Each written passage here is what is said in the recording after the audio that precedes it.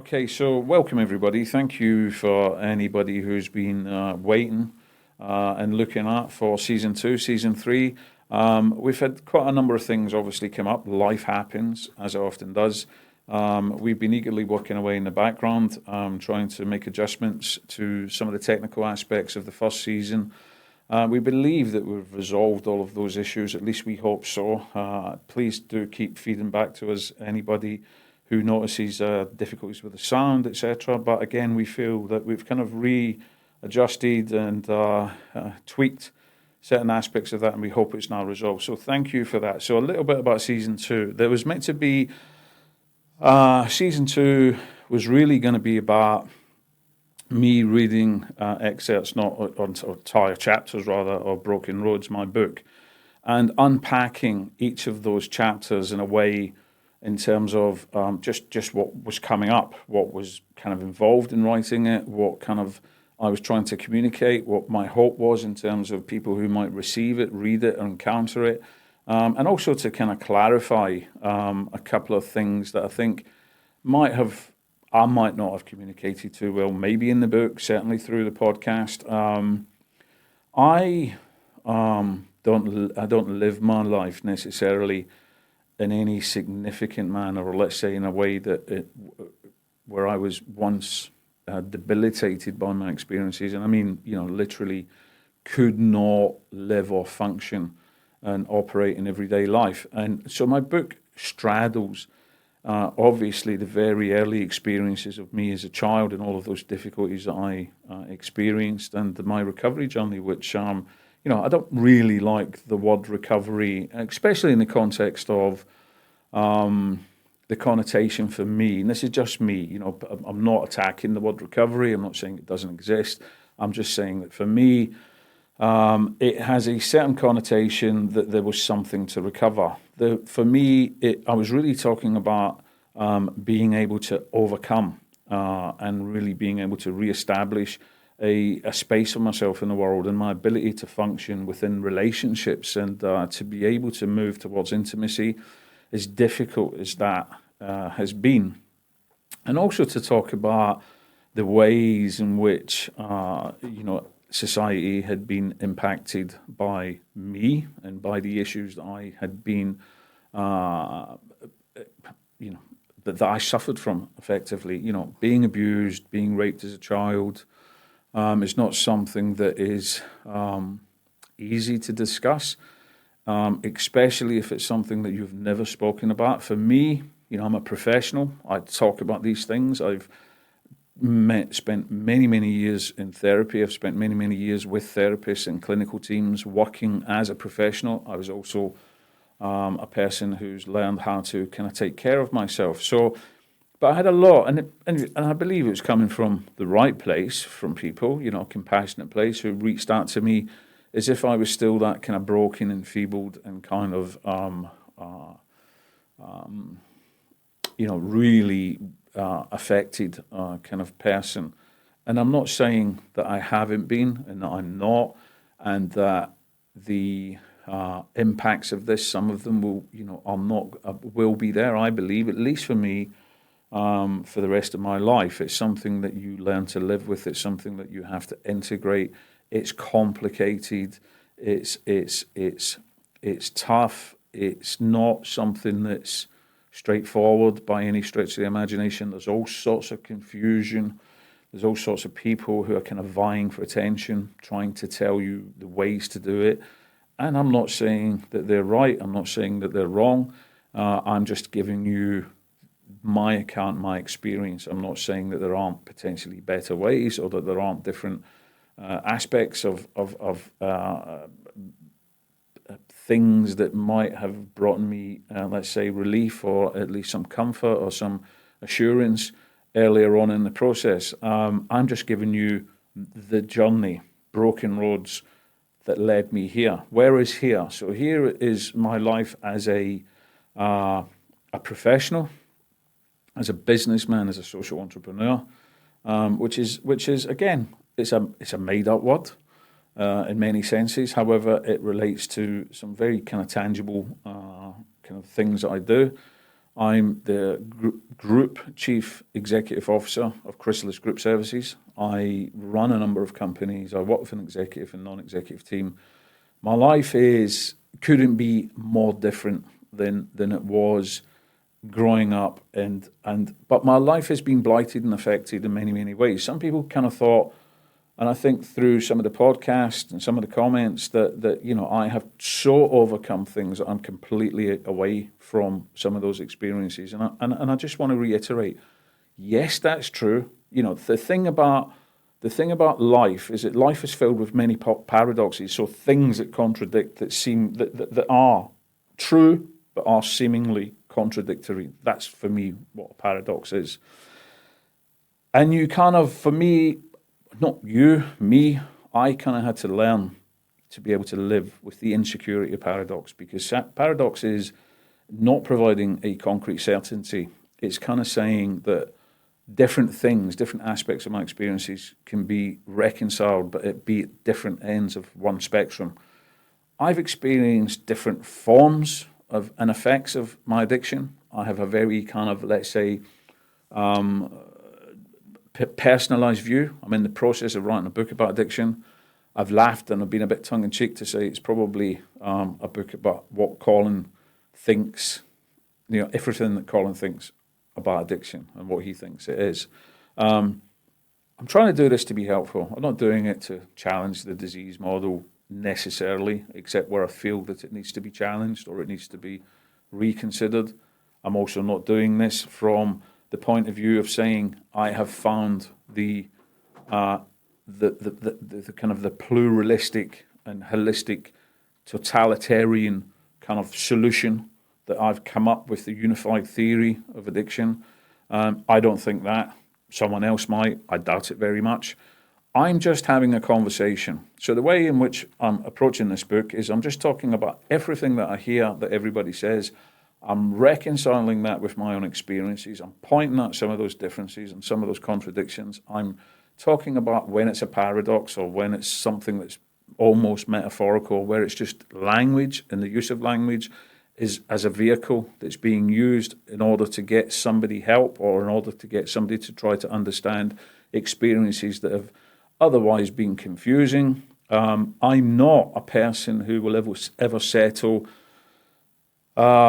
with the answers that other people give me. I'm just not built that way. My experiences, my journey doesn't kind of permit me that privilege. And I don't think that personally, I think that we should all make our minds up.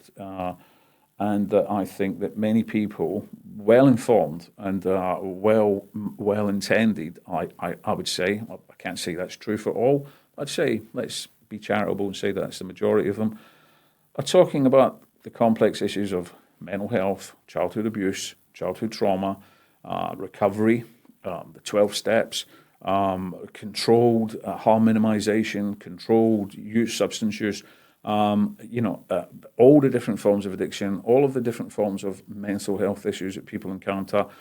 And they're trying to talk about these in a way that's both helpful and understanding, but I think sometimes we overshoot. When I talk about these issues, I think these issues are really, really important. And I'm not saying that because I don't think other people don't think they're important. Clearly they do.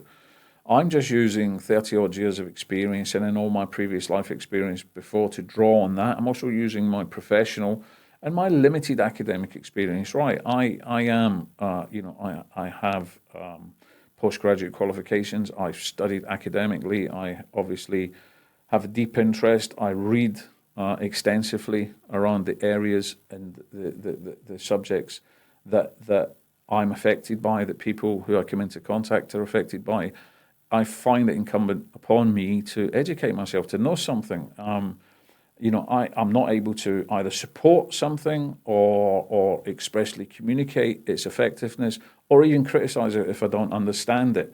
And that's really, really important. If I hear people saying stuff about certain approaches, but they don't really say, like they don't agree or it doesn't work. I hear things like the science and all of these kind of things, and these are words that if we ever use them, we should qualify them. We should qualify them by saying what we mean. If we're talking about an approach, if we're talking about academic study, if we're talking about research, if we're talking about some of the lates and greats or current kind of researchers in whatever space that is, like Freud and Jung and people like that, or the kind of existential philosophers. If we're talking about psychology, if we're talking about some of the current kind of psychology approaches, if we're talking about neuropsychology, if we're talking about brain imaging, if we're talking about the brain, we should qualify that. We should, and I always try to provide in my podcasts notes to where the research is from. I also really want to encourage us to develop together the ability to think for ourselves and the ability to critically analyze stuff. And to do that, we don't necessarily have to be academics. We just have to understand what's coming in at us, which comes in through social media at a rapid rate. So if you watch TikTok or you watch Instagram or you watch Facebook or you watch YouTube and you're watching shorts, and these are information overloads and they're coming at you. And some of them are so well choreographed. Some of them are so, and obviously AI's entered that space. It entered that space quite some time ago, but now it's really kind of saturating that space. And I kind of think with social media that if I can't cope or manage or process the amount of information coming in, then we should be really thinking about what we ingest, what we kind of, what we take in, because that's food for our minds, it's food for our soul, food for our spirit. It's emotionally charged.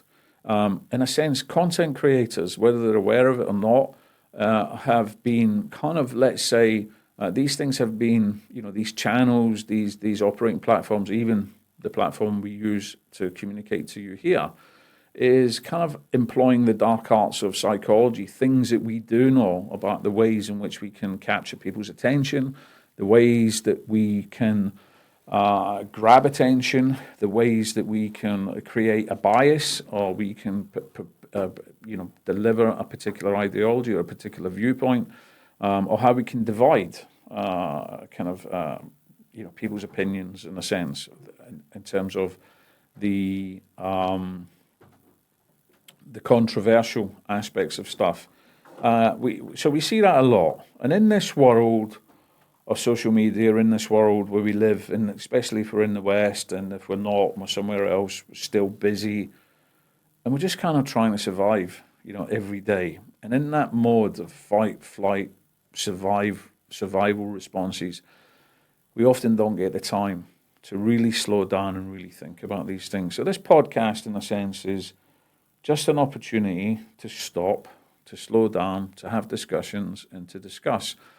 I talk about my faith. I talk about my Catholic faith, obviously. I'm a practicing Catholic. Now, what I mean by practicing Catholic, and there are many people out there who might want to disagree or help me try to understand a different definition, but in the Catholic faith, Catholic simply means universal. It means for everybody, yeah? So it's the universal Christian church. And I just want to say that in the Catholic Church, we are called to be Christian. We are called to be saints, rather, and to be Christ-like.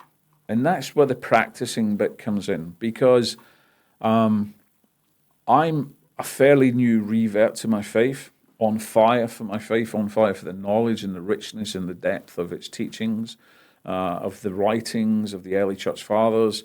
And I'm not saying I've extensively studied them. I've dipped into them. I've studied some. I have some that have appealed to me. I watch a lot. I've read a lot. I studied some to some degree, at a kind of a postgraduate level. I'm not a theologian. I wouldn't take theological advice from me. If you want to, I talk about many people, and I have links of certain podcasts and certain resources where you can go and get these things. However, I like the word practicing Catholic because I'm practicing to be Christ-like. I never get there. I will never get there in this life. One of the things that's really important to a person like me who had a childhood like me, is that I'm sensitive to feeling that any parental role, so God as the Father, comes with all this power, all this judgment, all of this condemnatory kind of implicit kind of bias towards me. And if I'm not careful, I don't see the message of love. All I see is the message of hell and the message of punishment. Now, I'm not going to be a relativist. I'm not going to say, whatever you feel, you go with your gut, you do what you want to do. But I am going to say, examine truth, examine your truths, examine your feelings, because facts are facts, truth is truth. And sometimes our feelings comport to the truth, but sometimes they are so far away from the truth. So some simple examples of that is I can feel like I'm a bad person. Objectively, I might be. Objectively, I might not be. But my feelings might tell me that. I've suffered extensively with intrusive thoughts as a person, which I believe were fueled by the distortion of my own self-concept, the distortion of my own lack of centrality, the distortion or the erosion of any central focus of solidity of who I was as a person, lack of confidence, insecurity, and fear and anxiety, and driven by those things. And I think that we have to be careful that we don't become scrupulous. Scrupulous means feeling that our experience with Christ, our experience with God, is dependent on how we act. That literally, if we're experiencing depression, or if we're experiencing negative things happening in our life, or if we're suffering, or our loved ones are suffering, that God doesn't love us. Now, the truth is that God is love. God can't be anything but love. Now, it's a complicated subject, and I will point to places as we go, and I'll hopefully have some guests on who can talk more about that, or definitely point you to some resources. But, it is difficult. One of the things that caused me to turn away from faith, or to not look deeper into my faith, was the sense of being abandoned, that God was hidden, and that I couldn't experience God, I couldn't feel God in my life. Or that I couldn't reconcile all the bad things that were happening in the world, the pain, the suffering, the children, the dying, the wars. And just like anybody else, I'm a human being that gets affected by these things. And of course, the place to go to is internally, to think about where this just doesn't seem to reconcile itself with love. And so lots of people, atheists, agnostics, people who say they've had their faith and then lost it, or turned away from their faith because it doesn't answer, let's say, the most fundamental questions of why these things exist and how they don't seem to reconcile with God. One of the easiest things I can think of is me being abused and raped as a child, continuously being abandoned by my mum, never seeing my dad. I didn't do anything. I never asked to be born into the world. My take was, why is this stuff happening to me? And I learned as a child that I couldn't trust anybody. I learned as a young adult I had to survive. I learned all of these things. Now, I'm not saying that to justify some of the things that I went on to do as a young person. I'm saying that to explain some of the background. The judgment is God's, and of course some people will be sympathetic, some people will be judgmental, some people will be neutral, some people just won't care. And a whole variety of different things. However, what I do know, and again, Broken Roads leads me here, the kind of, if you like, the main title there really was Broken Roads leads me here, which means here in my life today, which is a million trillion miles away from where it was. It doesn't lead me into a life of no problems. Doesn't lead me into a life of no suffering. It doesn't lead me into a life of, I have relative comfort. I have some, choices that I can make today that I wasn't able to make in the past. I've worked extremely hard to be able to do that, but it certainly isn't part of the person who I was. And so I understand why people kind of turn away from the idea of God. And often one of the criticisms of people who turn to religion is that they want there to be meaning. They want meaning to exist. So atheists might say there is no guided hand behind the creation of the universe, behind the creation of human beings, behind the creation of our planet. It's all just random, unguided chaos that just happens to present itself with a semblance of orderly direction, but actually underneath, Richard Dawkins, I think, is the person who comes up with a quite a famous quote which kind of just encompasses that. He says it in a much more sophisticated, I suppose, a much more clarified way than me. And I get it. I do get it. I get why people with certain experiences, and I know that Richard Dawkins underplayed the fact that he was abused sexually in private school as a child. He said it was happening to everybody. And these are just the kind of lies and distortions that exist about the reality of abuse and the reality of dysfunction, the reality of evil, really, in the world, and also the reality of how powerfully people are impacted by that, whether they want to admit it, whether they want to affect it. And I'm not saying it's because they weren't loved that they don't love God. I'm saying that they have sound, what seems like rational, logical reasons. And the problem with faith, the problem for me, is that God is hidden. At the same time, he's visible. So it's a paradox, right? One of those things are seemingly contradictory, but actually objectively true, at least for me and for many Christians who might agree with that point. We are in a world that is broken. We're in a world that is fallen. We're not in a perfect world. That perfect world is yet to come. We don't exist in this place. We have souls that will live for eternity, as opposed to atheists who believe that, it depends whether you believe in the multiverse, or there's multiple Collins or multiple planets or multiple existences, that we live in the Matrix. There's all sorts of crazy ideas, or we just die. We just come to life. We search deeply for meaning. We really want to matter to people, and yet, in truth, it's just a delusion. We're just kind of, Richard Dawkins calls it the God delusion. But God for me isn't some random bearded ancient figure in the sky with strings and we're all kind of puppets. It's nothing like a person. God is outside of time and outside of space and outside of this creation. God is a created being. He is part of the consequence of certain, not part of the consequence rather, sorry, he is the, as they say, the unmoved mover. He is the person, the sole creator of everything that exists in the universe. At least that's my belief, and that's many people's belief in this world. Could it all be untrue? Yeah, absolutely. I'm not going to sit here and say that I might not have deluded myself, that I might not have, in my fear and in my trembling and in my anxiety and in my insecurity, looked for meaning in what otherwise felt like meaningless existence. And, that's true, because many, many times I sat and contemplated taking my own life just because life was so dark, it was so painful.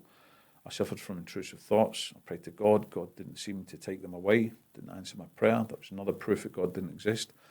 I would relive the trauma of what had happened. I could feel in my bones, in my DNA, the effect of what had happened to me as a child. I felt continually at odds with other people in the world. I felt entirely uncomfortable. I lacked complete confidence. I was completely critical all of the time of myself.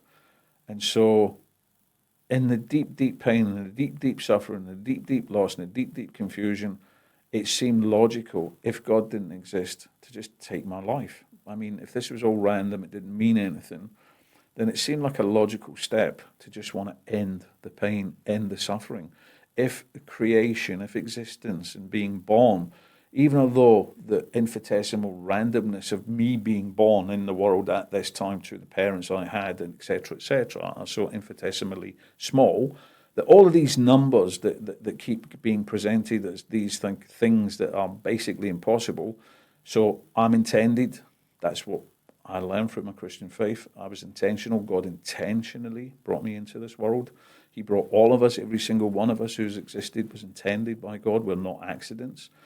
In whatever way we come into this world, the reasons for that are a mystery. Faith is a mystery. That's the problem, is that I can talk to you about things that I see as metaphysical, things that I see that can't be explained by normal, conventional, naturalistic causes that perhaps are, we're kind of used to seeing. So if I have a thumb that's been blackened, but there's a hammer who's hit my thumb, then I have a reason for that cause. Or if it just suddenly turns black and I go to the doctor and he says, you've got this particular condition or this disorder, and that gives me a naturalistic explanation for it. But I have so many things in my life, and I've saw in other people's lives, that go beyond naturalistic interpretations, or at least things that are available. It doesn't mean that there isn't one. I'm not saying that I have absolute certainty, but one of those experiences was many years ago, 2021, May, where I had been going through an episode of drinking too much. I had 10 years of struggling with alcohol. Come to work, holding down my job, maintaining my family, not in a great way, not being necessarily emotionally available. I had my own struggles. I was struggling with my own mental health. I became very ill, and what later became the possibility of something terminal turned out to be something still quite serious, but not, at least at that point, terminal.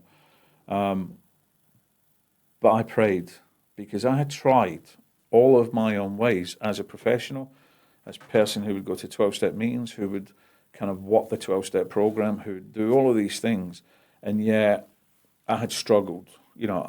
For me, I'm a perfect example of falling down more than I was able to stand up, of crawling over the finish line because I didn't have the strength to get there. I'm not. My struggle was and can be still real. But when it came to this, one of the things that I prayed for was for God, Christ, to take this away from me. I hadn't yet reverted at that point. I hadn't yet completely given up, but I was very close. I felt abandoned by God. If God did exist, I had concluded that if there is a God, he doesn't like me. If I didn't like me, and if I didn't care about me, and I didn't really think that it was important whether I existed or not, then how much more would he not like me? How much more would he agree with that? And that made sense, right? Because I was suffering and I couldn't find an end no matter what I did to try. I managed to stop for a year, stop for 6 months, but it would obviously continue. We know these things, and some people say it's the progression of the disease of addiction, and it could be. I'm not saying it isn't. I'm just saying that that's one explanation. However, I asked for God to remove from me what had been a lifetime of problems in one way or another with addiction. And the thing about addiction was that it was grounded on this sense of me being at great unease with myself. And so I could not sit inside my own skin. I was so uncomfortable with who I was. And I was also confused about who I was. I didn't know who I really was. My addiction would morph. The things that I would do to try and fix myself.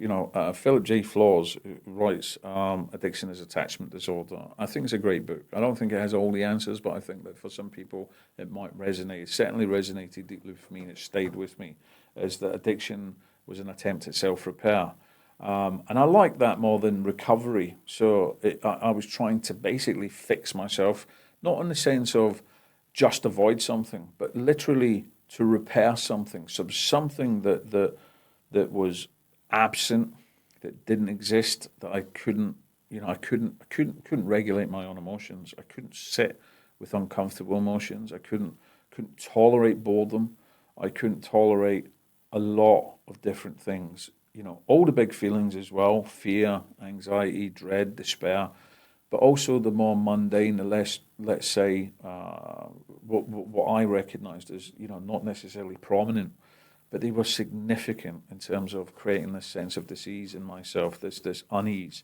And a lot of people talk about the disease of addiction as that kind of sense of dis-ease. Now, that might well be the case. I don't really want to be controversial, and I also want to I love the 12 steps. I love many of my friends from the 12 steps. I think it's a great movement. I think when done properly, and when kind of, and even when not done properly, even in its imperfection, it is a profound movement for good. And just like anything else, it can be affected and impacted by things that are not good. But there are also other ways in which people find a solution, or at least find some way through their own darkness and their own struggle with different types of addictions. And like I said, my addiction spanned the whole gambit of anything to a certain extent. So I wasn't deeply involved in some stuff, but some stuff was kind of there. There was always a kind of a grading of this was my preferred thing, and if I couldn't get that, I would do this, and if I couldn't get that, or if I cut this out. And it's very subtle. It can kind of sneak in without your awareness if you're not vigilant, if you're not kind of on top of things. But anyway, after all those years of being really tired and burnt out and finished, and I finally, in pain, I cried out to Christ. And the strangest thing, and it's not the only time that I've experienced, this is the only time I've experienced this, but there's many other things I've experienced throughout my life what I'd call miraculous. My need, desire for alcohol, for anything, was gone. It just disappeared, and literally instantaneous. It was like instantaneous recovery, instantaneous remission. It's not there. It hasn't come back. I don't think about it. I literally live my life entirely free from the thoughts, from any rumination. I don't have that. Before, in recovery, when I'd gone through the 12 steps, I had moments of peace and clarity and serenity and all of that, but there was always this chit-chatter in the background, this kind of constant kind of temptation, if you like, or this inclination, or this sense of me working myself up into a frenzy, and that I went. And there are many other occasions when I tried to take my life, when other things happened. And so I talk about those things in my book. I want to talk about that stuff with other people, but more profoundly, I want to thank people who have reached out to say to me, "Oh, I can help you." And I don't mean this to sound like I don't need help. But I'm not that person that dominates the majority of my book. The whole point was near the end of the book, and then what's being done in between and beyond that. It's meant to be a story of hope. It's meant to communicate how dark, how desperate, how bad, how messed up, how complicated, how painful life had become, and how painful and complicated and messy and sticky the journey out of that was. How it wasn't linear, how it wasn't straightforward, how it wasn't clear, how it didn't all come at once, how it wasn't instantaneous, and how it wasn't miraculous like the experience I've just spoke about. And so how it was filled with many broken roads, how it was filled with progress forward and slips backwards, how it was met with falls and getting up and crawling and all of those kind of metaphors.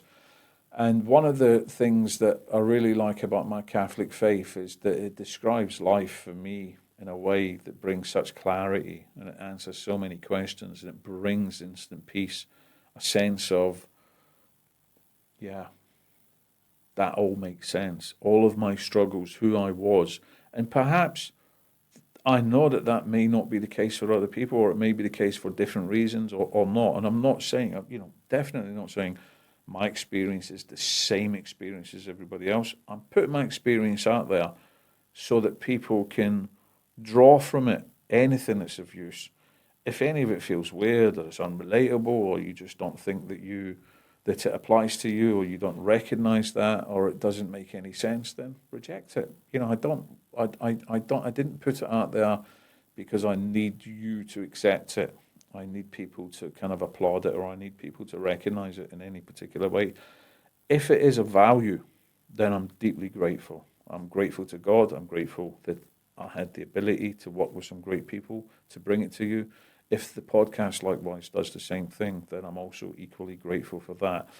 I don't think that I have anything remotely, profoundly unique in terms of what I'm saying. What I'm saying, though, is what I do think is unique is that the way in which I want to communicate this. So I want to go against, if you like, the kind of the sexy undertones, because kind of like trauma can be, it can be kind of upmarketed, abuse and addiction and kind of recovery, and it's all kind of, and it's and it's all kind of look at me, and I find that both great if it works and it gets you from one place to another. However, I've worked with thousands, if not tens of thousands of people over a long period of time, both and directly, indirectly, and I know that it doesn't work like that. Often, behind the bravado, behind the excitement, behind is still deep pain. You just don't instantly recover. It doesn't work like that. At least it doesn't work like that for most people. And then comes the shame and the inadequacy that you don't quite measure up, that because you don't match the outsides of other people. It's a great saying, don't compare your insides to people's outsides. People want to talk a good show.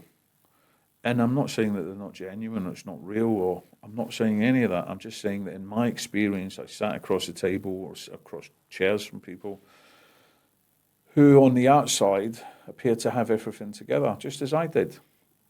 And you would look at them and you would think, they're doing really well, they've cut, but inside they had deep pain, deep shame, deep anxiety, many, many things that were causing great kind of conflict and concern, and they didn't want to talk about it.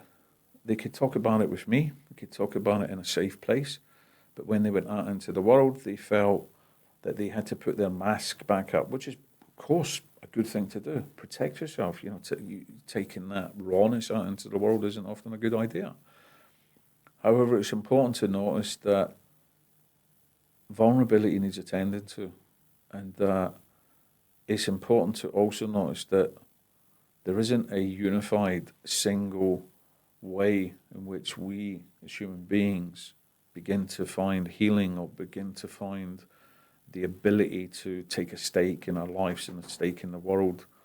And that it's really super important for us to be able to recognize that many, many people are broken, many, many people feel disconnected, many, many people feel shame, many, many people feel uncomfortable in their bodies, and many, many people are just not talking about this. And many, many people have found different ways of kind of defending the world, defending themselves from the world and the expectations and the ideas that the world presents to them.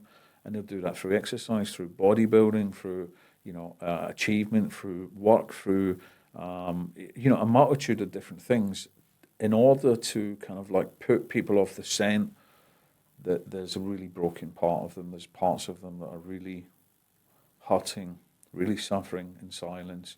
And so the next part of my book, which is for adults who live each day in darkness, and it could be for young people as well, persons. That's the bit of the book that I want people to focus on. Not for me, but for people who still live their lives each day in darkness. I was so ashamed each time I fell, each time I relapsed, each time I slipped, each time I drank, each time I gave into my sexual urges that I knew were disordered, and each time that I, kind of didn't live up to my own promises, each time that I did things that I was ashamed of, each time that I kind of participated and fell short, I just found reasons to continually beat myself up. And so when I found my faith, it was really important to me to really understand the message of love, to really understand, first of all, acceptance. God's love is available to me whether I'm able to receive it or not. That's the point that's unconditional. It's not that God doesn't want us to do better or to achieve more in the sense of being great. He's made all of us for greatness. He's made us to set the world on fire. And I don't mean that literally as in a fire, but I mean to trailblaze through the world and make a difference with who we are in the world. And when that is suppressed, or when that's not recognized, or when that's not accepted, then we fall short. And God has made us for greatness. Only through Him are we made for greatness, only by following the law of God. Not in the sense of being afraid. They say that, fear of God is the beginning of wisdom. However, not in the sense if you're a scrupulous individual who's anxious, who sees God as somebody who's punished you, doesn't like you. There's a long journey of repair, and God is ready to be able to walk with you on that journey. And you may fall many, many times before you actually see yourself as a person who's worthy of being able to receive that love. God can't be anything but love. The greatest sin, or the unpardonable sin, is my understanding, again, not a theologian, is that, some people postulate, and it's a postulation, no one knows for certain, at least I don't know of this, that Judas, for example, who betrayed Jesus, is in hell. And the reason he's in hell was because he was too proud to ask for forgiveness, that his pride wouldn't let him, that he felt that he had committed the unpardonable sin.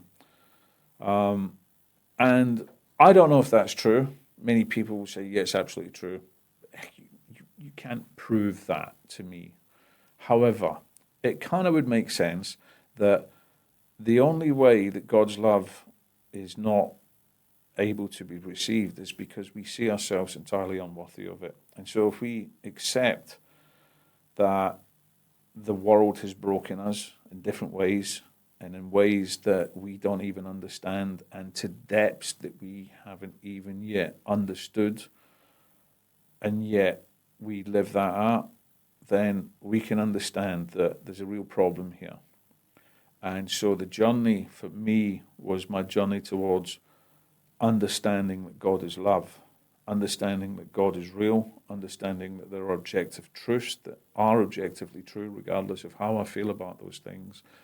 And so the podcast and many other things I do in my book is about that. It is about that journey, that confusion, and it is about that kind of one of my arrival points. It's still going on. The book is still being written. I live that book. My journey, those broken roads. I am free of so many things, and I am grateful to God for being able to give me the strength that I didn't have, for being able to help me find the way through that I didn't ever believe existed or was possible. And so in season 2 and in season 3, we've got some guests on who might hold contradictory views to me, or might be a bit revelationary, or they might be controversial. But I'm also going to be going through my book, as I said, chapter by chapter, and I'm just going to be having a monologue with you guys. And so one of the things that I am interested in is, because season 1 got off to a great start, still haven't got a lot of followers. That's okay. I'm seeing the numbers of views going up slowly. They're trickling up the way. They're in the high 10s, 60s, 70s. Some are in 100 to 300s. Some are a bit higher. But I believe we're getting there. And people are listening. What people are not doing that much, though, is commenting. People are reading my book. I know that because I get my statement of how many people in different formats in different parts of the world are buying my book, reading my book. So I know that it's still a very small exposure, but again, please, it helps other people. Doesn't, for me, it's a deep, I'm deeply grateful. I can live without people reading my book, and I can live without people watching my podcast. I don't need those things to happen, but I'd really appreciate if people commented or if people left reviews. What I'm really interested is, do you know people who might want to come on the podcast? Do you know people who might want to come on or interview me? Do you know people who you would suggest that came on the podcast? Or do you want me to discuss any topics and or have on any other professionals from my network to discuss things that are current at the moment or things that have affected you? Would you be interested, for example, in some live events? At the moment, we don't seem to really have the covering for it in terms of how many people watch what we're doing. But is that something that would be of interest? What if I had a closed event, for example, of people who experience some of these things and who might want to have not a professional kind of group, but just a forum whereby somebody like myself, who is a professional, who have come through these experiences, where you can just be received, where you can just perhaps kind of come. Is that something that might be of interest? Would you be interested in other types of forums? So a kind of a live Ask Me Anything type thing, where I promise I'll do my best to be courageous and brave enough to to kind of answer as kind of humbly and as gratuitous, and as honest and as authentic as I can. But I'm really looking forward to season 2, season 3. You guys are ultimately the people who will determine whether I continue to provide or produce these podcasts in collaboration with whoever is available on whatever topics, or not. So if that's also the case, and over time the numbers don't grow and we don't get that input and we don't get that engagement, then it's pretty much game over, but not in a sad way. Game over in the sense of it's out there. We've done what we could. We reach a natural kind of atrophy, and we'll kind of be where we are. There are people out there doing content. For example, there's Billy Moore. He's the All or Nothing podcast. I watch his podcast. I knew Billy many years ago. We haven't been in contact for many years. I'm aware of his story. A Prayer Before Dawn is an awesome novel and an awesome movie.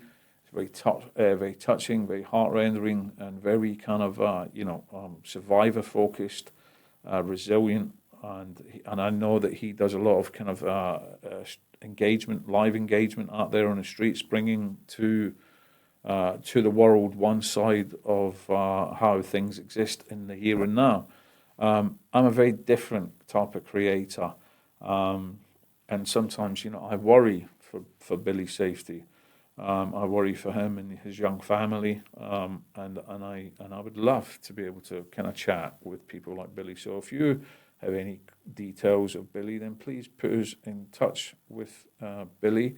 I'd love if he wanted to come on to the podcast to kind of discuss things and to touch base and catch up with where he's been in his life. He's been through so many trials, and he's overcome all of them, and I have great admiration, obviously, and great respect, and he has a great following and great popularity. He's hitting a very popular note with people, and so there's that. If there's any other type of creators out there that you think it might be good to be in contact, or you yourself are a creator, or you're just starting out, and you want to kind of come and have a conversation, a chat, then I'd be really grateful and enthusiastic to get in touch. So we're going to link an email at in the bottom of the screen, and this is how you can contact us. So please do reach out.